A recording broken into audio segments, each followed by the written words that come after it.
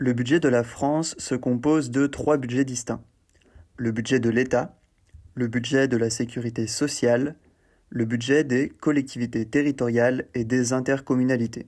Chaque budget comporte une partie recettes et une partie dépenses qui sont définies par deux lois, le PLF et le PLFSS. C'est quoi cette histoire de PLF et PLFSS?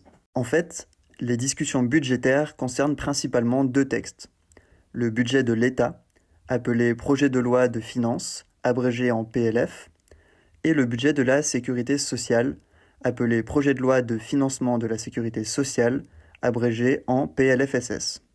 En bref, ces deux textes définissent les recettes et les dépenses de l'État et des collectivités d'une part, et de la Sécu d'autre part pour l'année à venir. Les recettes proviennent des impôts, taxes et cotisations payés par les ménages, les entreprises et les administrations publiques. Les dépenses permettent de financer divers secteurs comme la protection sociale, la santé, l'enseignement, les infrastructures, la défense, la justice, la protection de l'environnement ou encore les intérêts de la dette. À noter que les parties recettes et dépenses du PLF et du PLFSS sont votées séparément. S'il y a un écart entre recettes et dépenses, cela crée un déficit.